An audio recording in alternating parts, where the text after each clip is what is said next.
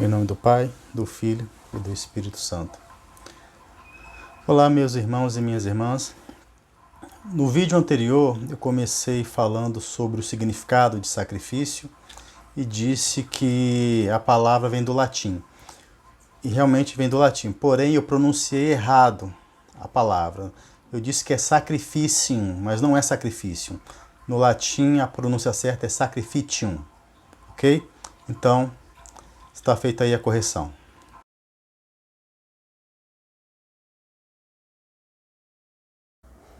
Cristo e os apóstolos também celebravam a Páscoa. Nós lemos o seguinte no Evangelho de São Mateus. No primeiro dia dos ázimos, os discípulos aproximaram-se de Jesus dizendo: Onde queres que te preparemos para comer a Páscoa? Ele respondeu: Ide à cidade, à casa de alguém e diz-lhe: O mestre diz: O meu tempo está próximo, e em tua casa irei celebrar a Páscoa com os meus discípulos. Os discípulos fizeram como Jesus lhes ordenara e prepararam a Páscoa. Isso está lá em Mateus 26, 17 e 19, e vocês podem ler também em Marcos 14, versículos 12 a 16. Então, ao cair da tarde, como estava determinado lá em Êxodo 13, 18, Jesus se reúne com seus discípulos para celebrar a Páscoa dos judeus. Conforme podemos ler também em Mateus 20, ou 26, versículo 20, e Marcos 14, 17. Marcos 14, 17. E nesta oportunidade, nesta ceia pascal dos apóstolos, ali, ocorre uma coisa. Ocorre a instituição de uma nova aliança. Nós lemos o seguinte, ainda em Mateus. Enquanto comiam, Jesus tomou o pão e, dando, abençoado, partiu e, distribuindo aos seus discípulos, disse: Tomai e comei, isto é o meu corpo. Depois tomou o cálice e, dando graças, deu a eles, dizendo: Bebei dele todos, pois isto é o meu sangue, o sangue da nova aliança, que é derramado por muitos para a remissão dos pecados. Mateus 26, versículos 26 a 28. Também em Marcos 14, versículos 22 a 25. Esse evento nós conhecemos como a Ceia do Senhor, a instituição da Eucaristia. Eucaristia significa ação de graças. Devemos notar que nessa celebração pascal de Cristo com os apóstolos, ela é fora da curva. Estavam todos ali, todos os judeus, cada um nas suas casas, com suas famílias, com seus amigos, celebrando a Páscoa judaica, instituída lá atrás, no tempo de Moisés, mas aqui acontece algo diferente. Naquele cenáculo de Nosso Senhor Jesus Cristo com seus discípulos acontece algo diferente. Jesus institui uma outra coisa. Ele eleva, na verdade, a Páscoa judaica a um novo patamar. Com efeito, em Mateus 5,17, nós lemos Nosso Senhor falar o seguinte: Não julgueis que eu vim abolir a lei ou os profetas. Não vim os abolir, mas sim levá-los à perfeição. E é isso que é feito aqui. Aquela ceia pascal judaica é levada a um novo patamar, onde ele próprio é a vítima que se oferece em sacrifício. E se oferece como? Através das espécies do pão e do vinho, que através das palavras do próprio Cristo são o seu corpo e o seu sangue. Outra coisa muito interessante que Jesus fala aqui, isso é feito para a remissão dos pecados.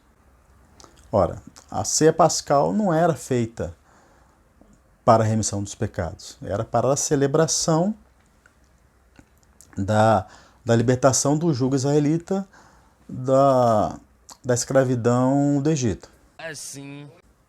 Era isso. Né? Assim. E aqui o Senhor transforma essa ceia pascal numa outra coisa, num sacrifício de remissão dos pecados. Ora, a lei judaica tinha prescrições muito claras sobre sacrifícios para o pecado. E tanto que os pecados só poderiam ser remidos através do oferecimento de sacrifício. Então, mais um indício que nós temos aí de que o sacrifício instituído ali, naquele momento, o sacrifício pascal do Cordeiro de Deus é realmente um sacrifício. Porque só um sacrifício poderia remir os pecados. Então, em Levítico 6, 17 a 19, 7, de 1 a 7, nós temos várias prescrições mosaicas para a remissão dos pecados, mas uma merece o nosso destaque. Eu vou ler aqui. Ao 8º dia, Moisés chamou Arão e seus filhos, os anciãos de Israel. Disse a Arão: toma um bezerro para o sacrifício pelo pecado, e um carneiro para o holocausto, ambos sem defeito, e traze-o perante o Senhor. Em seguida dirás aos israelitas: tomai um bode para sacrifício pelo pecado, um bezerro e um cordeiro de 1 ano, ambos sem defeito, para o holocausto. Levítico 9, de 1 a 3. Devemos nos lembrar que Jesus e os discípulos eram judeus e estavam acostumados com as várias prescrições mosaicas, os vários rituais mosaicos, né? Sobre várias coisas. Então, quando Jesus fala ali que ali ele estava instituindo, que ele estava se entregando em remissão dos pecados, que o sangue que o vinho era realmente o seu sangue, estava sendo entregue para a remissão dos pecados, eles entenderam tudo. Porque ele deveria ser aquele cordeiro sem defeito prescrito lá atrás no Levítico 9. Isto é o meu corpo, que por vós é dado. Fazei isto em memória de mim.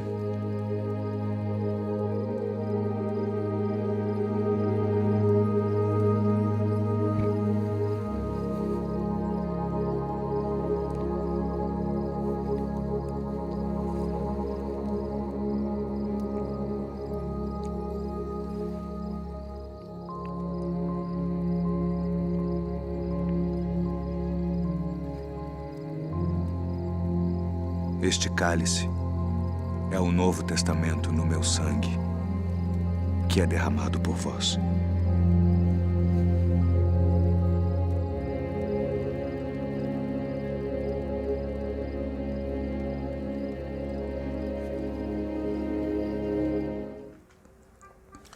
Certo?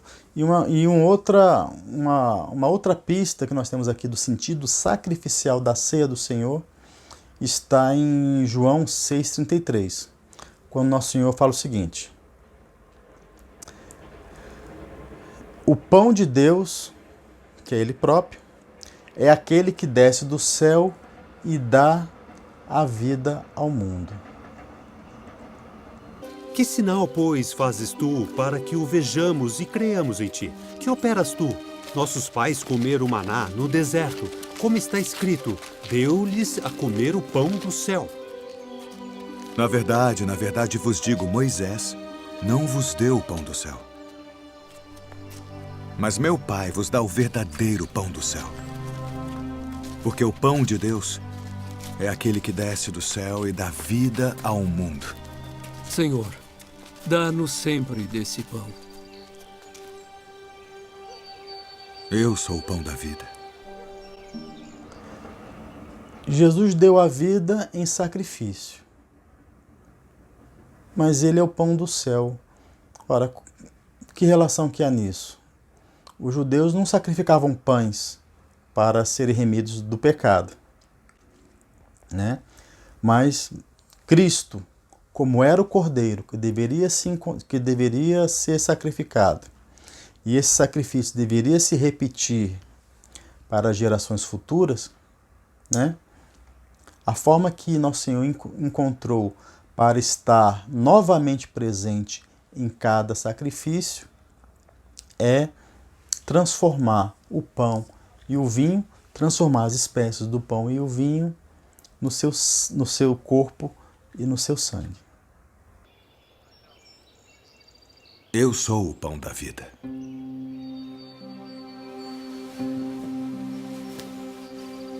Vossos pais comeram maná no deserto e morreram. Este é o pão que desce do céu para que o que dele comer não morra. Eu sou o pão vivo que desceu do céu. Se alguém comer deste pão, viverá para sempre. E o pão que eu der é a minha carne, que eu darei pela vida do mundo. Como nos pode dar este a sua carne a comer? Na verdade vos digo que se não comerdes a carne do Filho do Homem e não beberdes o seu sangue, não tereis vida em vós mesmos. Quem come a minha carne e bebe o meu sangue, tem a vida eterna. E eu o ressuscitarei no último dia. Porque a minha carne verdadeiramente é comida, e o meu sangue verdadeiramente é bebida. Quem come a minha carne e bebe o meu sangue permanece em mim, e eu nele. Assim como o Pai que vive me enviou, e eu vivo pelo Pai, assim quem de mim se alimenta também viverá por mim. Este é o pão que desceu do céu. Não é o caso de vossos pais que comeram o maná e morreram. Quem comer este pão viverá para sempre. Esse texto de São João, esse texto joanino, essa ocasião em que Jesus fala isso, é bem anterior à instituição da Santa Ceia. Mas aqui o Senhor já está nos dando pistas da Santa Ceia. Existe uma relação aqui, então, no texto joanino entre ser pão e sacrifício. O caráter sacrificial da ceia do Senhor pode ser novamente identificado, novamente provado, quando a comparamos com o sacrifício de Melquisedeque. Melquisedeque é o primeiro sujeito a ser identificado na Escritura como sacerdote. Nós lemos lá no Gênesis 14:18. Melquisedeque, rei de Salém, trouxe pão e vinho e era sacerdote do Deus Altíssimo. Salém era a cidade que mais tarde foi identificada como Jerusalém. E aqui o texto sagrado diz que Melquisedeque era o rei de Salém. Era o rei de Jerusalém. Nosso Senhor Jesus Cristo também foi entronizado em Jerusalém como rei. Nós lemos isso lá em Marcos 11, versículo 1 a 11. Então existe uma relação ali entre Melquisedeque e Nosso Senhor Jesus Cristo, que Melquisedeque era sacerdote e rei, assim como Nosso Senhor Jesus Cristo era sacerdote e rei. Feito, nós lemos o seguinte no livro dos Salmos: O Senhor jurou e não se arrependerá. Tu és sacerdote para sempre, segundo a ordem de Melquisedeque. Salmo 109, versículo 4. Aqui o salmista está falando do Messias, que seria um sacerdote eterno, um sacerdote para sempre, segundo a ordem de Melquisedeque. Então aqui a relação está claríssima entre Nosso Senhor Jesus Cristo e Melquisedeque. A mesma relação é feita por São Paulo. Ele fala o seguinte: porque Deus proclamou Cristo sacerdote segundo a ordem de Melquisedeque. Hebreus 5:10. Ainda, na esteira de São Paulo, onde Jesus entrou por nós como precursor, pontífice eterno, segundo a ordem de Melquisedeque, em Hebreus 6:20. Então, o sacerdócio que nosso Senhor Jesus Cristo exerce é o sacerdócio de Melquisedeque. Assim. E o que um sacerdote faz? Oferece sacrifícios. Assim. Sacrifícios de adoração a Deus. Sacrifícios de ação de graças. Enfim, vários tipos de sacrifício. E a Sagrada Escritura nos conta que Abrão, não é Abraão, Abrão, depois que o nome dele foi mudado para Abraão, mas ainda era Abrão, Abrão se une com o rei de Sodoma para recuperar alguns bens que foram roubados por um outro rei chamado Codorlaomor. A gente verifica isso em Gênesis 14, 12, 17. Gênesis capítulo 14, versículos 12 a 17. Esses dois, o rei de Sodoma e Abrão, conseguem vitória e se reúnem então em uma região chamada Vale de Save, para oferecerem um sacrifício em ação de graças. E esse sacrifício é oferecido por quem? Sabe de quem? Por quem? Sabe de quem? Melquisedeque. E qual foi o sacrifício que Melquisedeque ofereceu? Apenas pão e vinho. Está lá em Gênesis 14, 18. E a Sagrada Escritura também nos conta que Abraão, depois do oferecimento do sacrifício, que Melquisedeque oferece a Deus, porque Deus ajudou Abraão nessa vitória, Abraão conseguiu essa vitória através de Deus, então Melquisedeque oferece um sacrifício em ação de graça, e esse sacrifício era um sacrifício de pão e vinho. Nada mais do que isso. Sabia não? Um camarada que era rei e sacerdote oferece um sacrifício de pão e vinho. Cristo, que era rei e sacerdote, na Páscoa dos judeus exerce o seu sacerdócio segundo a ordem de Melquisedeque, instituindo ali um sacrifício de pão e vinho, onde ele seria o Cordeiro de Deus. As espécies do pão e do vinho seriam verdadeiramente o seu corpo e o seu sangue. Uma outra sutileza do texto sagrado nós encontramos no Evangelho de São Lucas. Vou ler um trechinho aqui. E tomou um pão, deu graças, partiu e deu a eles dizendo: isto é o meu corpo, que é dado por vós. Fazei isto em minha memória. E depois de comer, fez o mesmo com a taça, dizendo: essa taça é a nova aliança em meu sangue, que é derramado por vós. Lucas 22, 19, 20.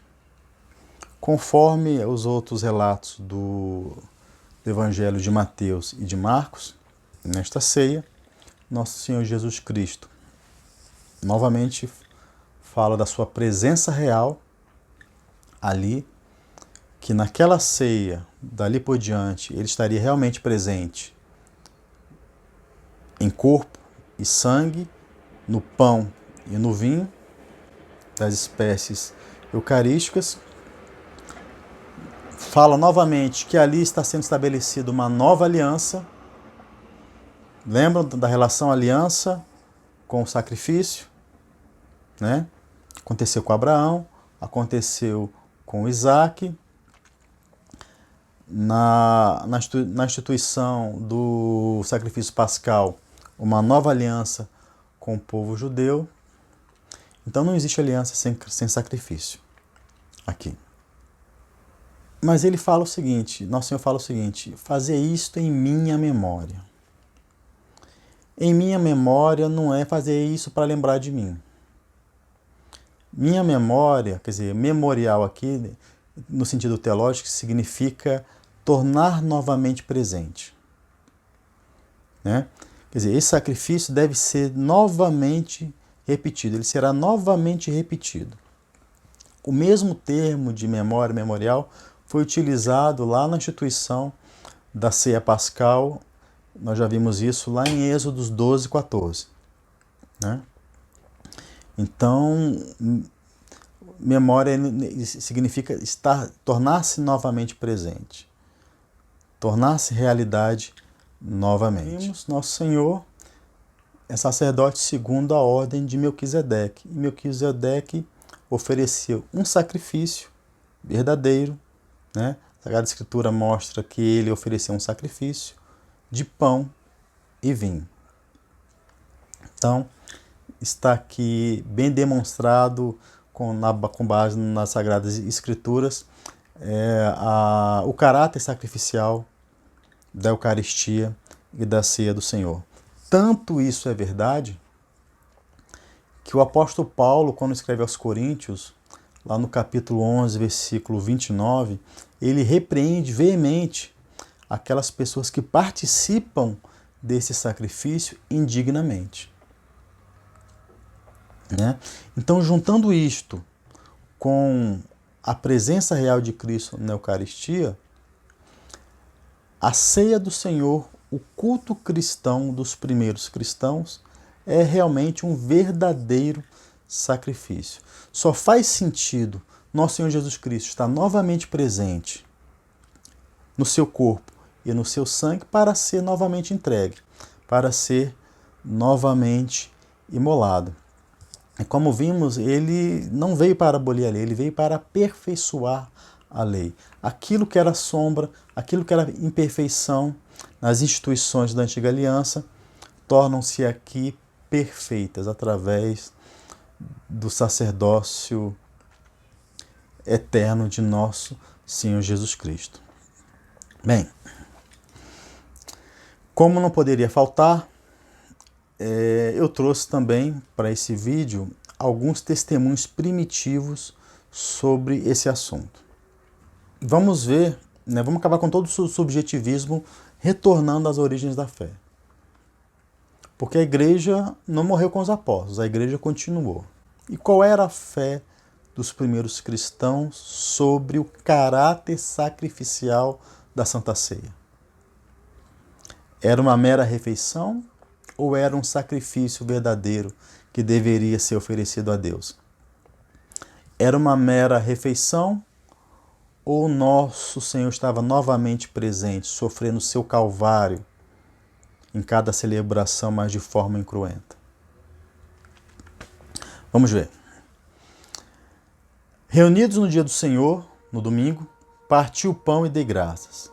Depois de confessardes vossos pecados, a fim de que o vosso sacrifício seja puro. Didaquê 14, verso 1, século I. A Didaquê foi um dos primeiros catecismos da fé cristã. É datado mais ou menos entre o ano 40 e o ano 90 do primeiro século. Tem uma série de instruções que eram utilizadas para a catequese mesmo, né, para preparar as pessoas para entrarem na igreja. Era um processo de catecumenato ali. Próximo.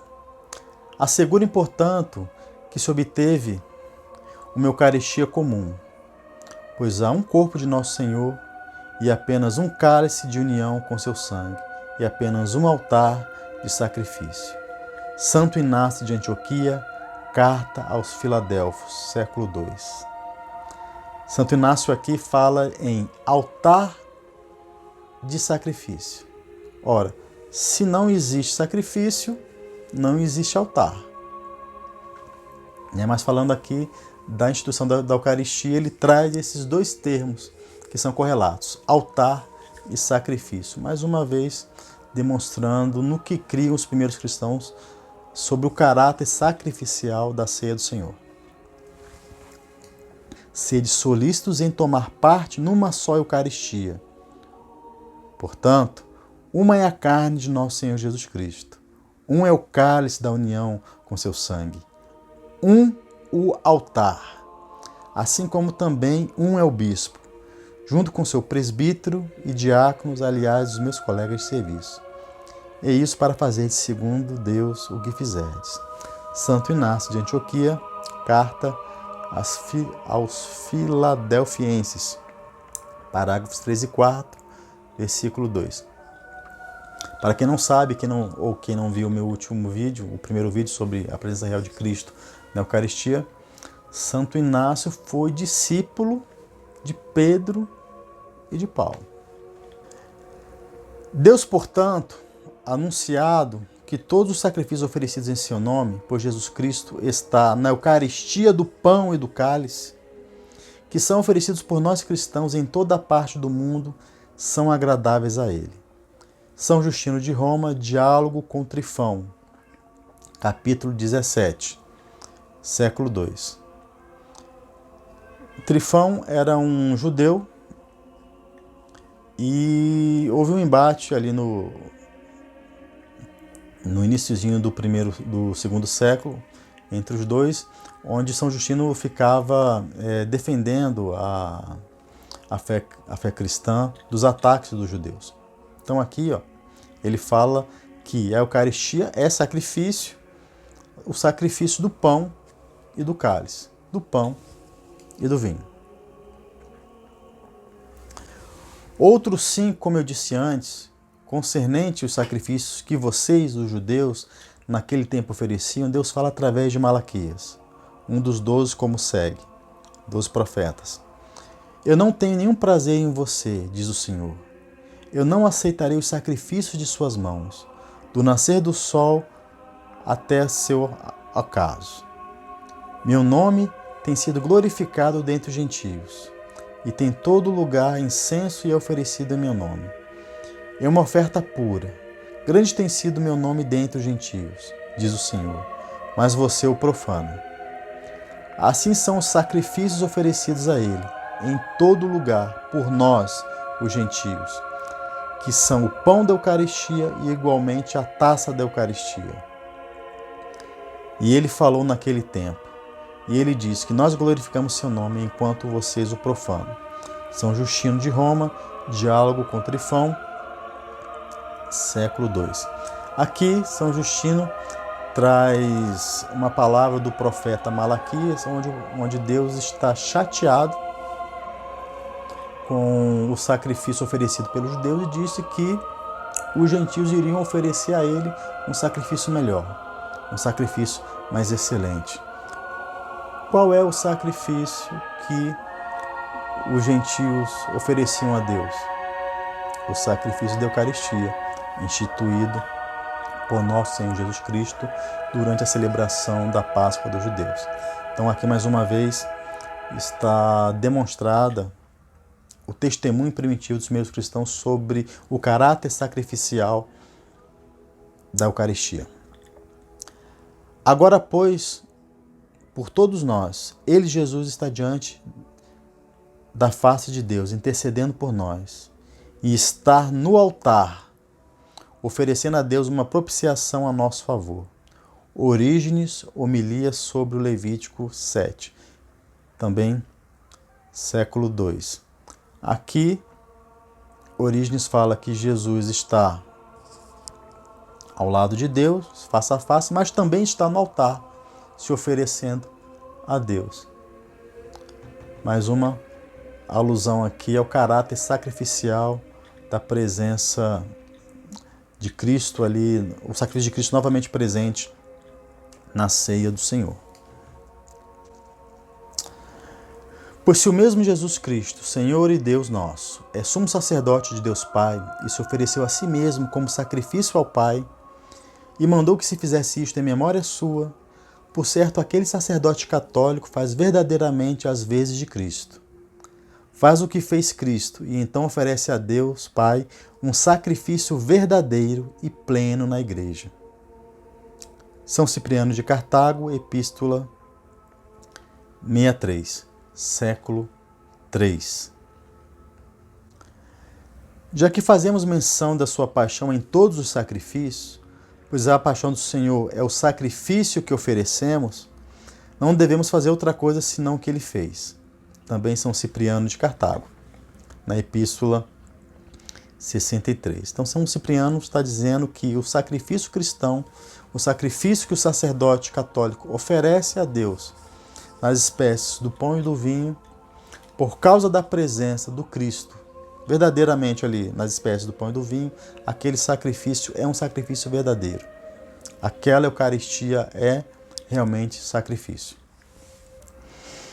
Em absoluto acrescentamos e agregamos, amado irmão, com o consentimento e autoridade de todos, que qualquer bispo ou diácono que haja sido ordenado na Igreja Católica e depois haja levantado contra ela, se celebram e tentam contra o único sacrifício divino, oferecendo sacrifícios falsos no altar. É necessário que os sacerdotes e ministros que servem no altar e os sacrifícios sejam íntegros e imaculados.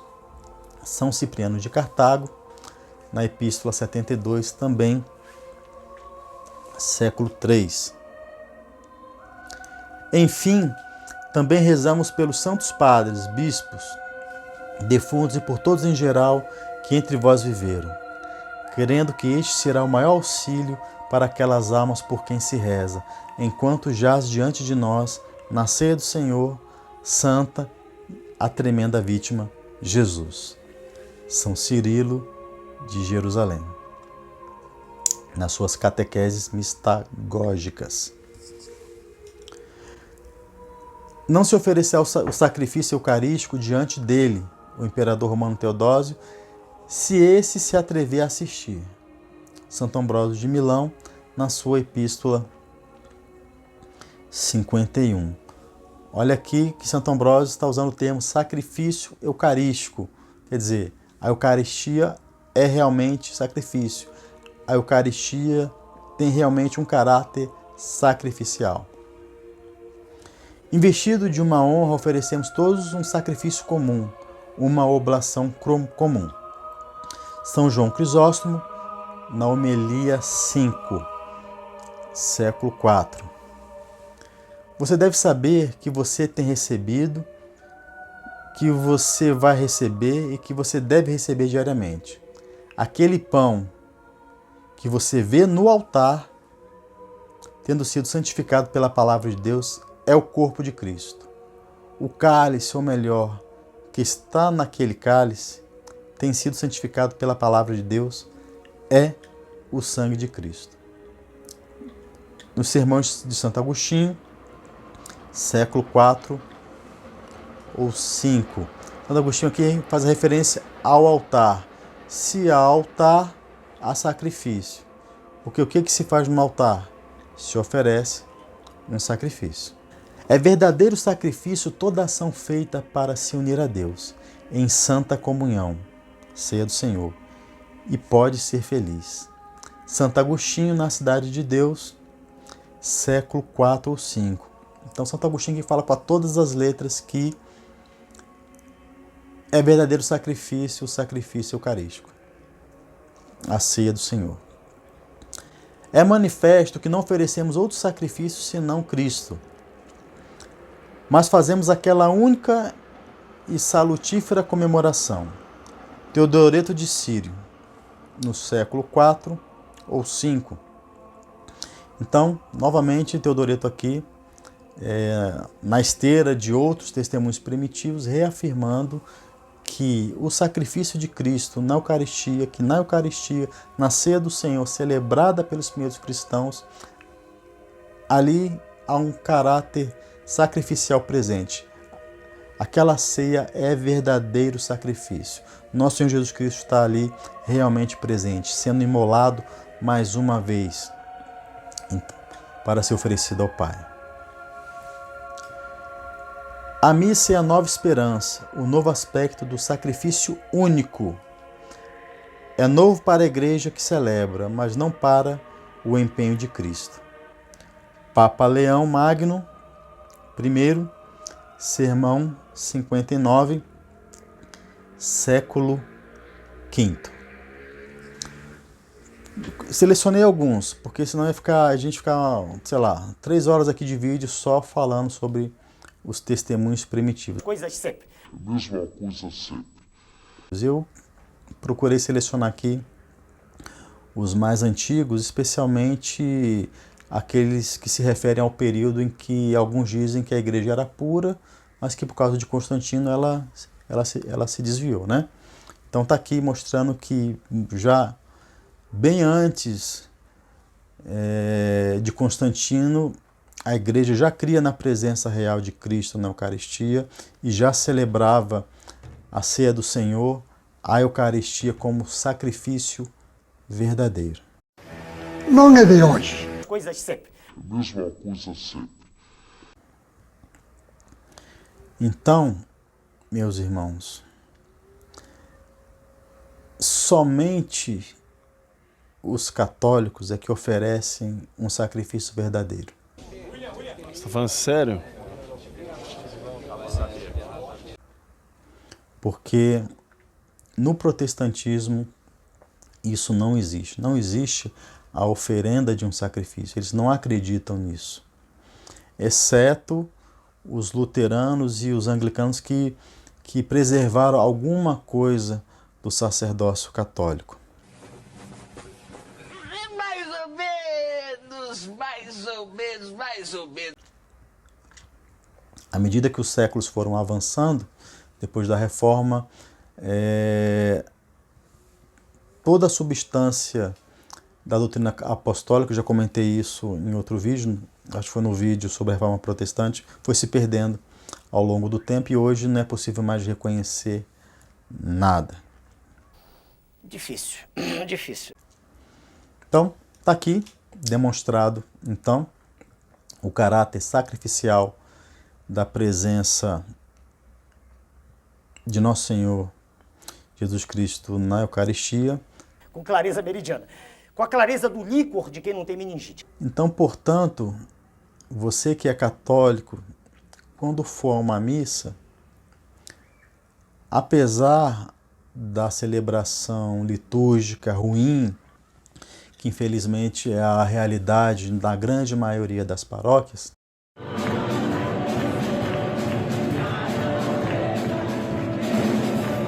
desastrosa, ruim,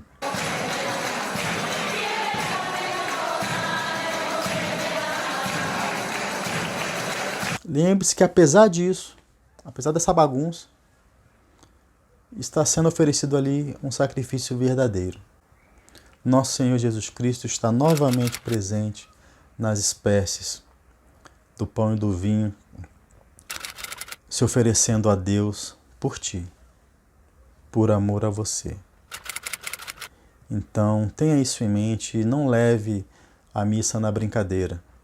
Se você faz parte de uma equipe de liturgia, se você faz parte da equipe da celebração litúrgica, procure conversar mais com essas pessoas sobre esse caráter sacrificial da Santa Missa, como é importante, porque o Calvário de Cristo está novamente ali presente, está novamente ali repetido. Nós temos que levar isso a sério, né? Não é momento de brincadeira e extravagâncias. Muito obrigado pelo seu tempo, eu fico por aqui.